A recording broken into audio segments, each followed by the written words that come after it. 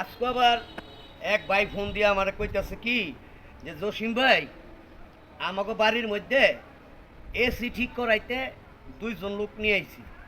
এসির কাম করব। এসিটা এই গরমের মধ্যে চলতেছে না, রুমের ভিতরে প্রচণ্ড গরম। আর এই গরম মানে টিকতে না পাইরা দুইটা এসির মিস্ত্রিরে ফোন দিছি যে বাসায় আইসা ভাইয়া এসিটা ঠিক করে দিয়া যাও। হ্যাঁ, গরম তো মারাত্মক লেভেলের গরম, বাসায় টিকে থাকার মতো ব্যবস্থা নাই, ফ্যানের বাতাস খুলে না। কারণ আপনি মিয়া ফ্যানের বাতাস খুলাইবেন কেমনে? কারণ থাকেন অল টাইম মিয়া এসির ভিতরে। এখন এসি যদি ডিস্টার্ব দেয়, ফ্যান যদি সাইড দিয়ে লাগান, শরীর আছে না মানে তার কাটার মতো খালি বিনবো, শুয়ের মতো বিনবো খালি শরীরের মধ্যে। তারপরে কি দুজন মিস্ত্রি আইলো, এসি ঠিক করলো।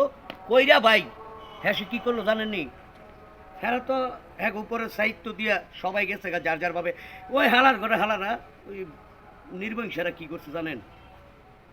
বকা দিতে চাই না, কিন্তু আমার আইয়া পরে মুখ দিয়ে বকা। সরি, বকতে চাই না। তোরা এসি ঠিক করবি ভালো কথা, এসি ঠিকঠাক করে বিল টিল লইয়া যাবি গা। এই যাচ্ছে না বড় বিল হেরা আগে আদায় করে লাইছি কেমনে জানেননি? ডয়ের খুললা স্বর্ণের চেন নিছে গামিয়া, সোনার চেন চেন চুরি কইরা দুইটা এসি না ঠিক করে কইতেছে ডাকাতে এই মাল আনতইব, ডাকাতে না হেই ডান তৈব, গ্যাস ভরতইব, এগুলি কইয়া নানান ধরনের বাহানা দেখাইয়া দুনোটা আউট। তারপরে এই যে সেন্ডেল হয়ে গেল গা, কামটা ভাই মারাত্মক খারাপ করছে। বুঝছেন, এটি কোনো মানুষের কাম?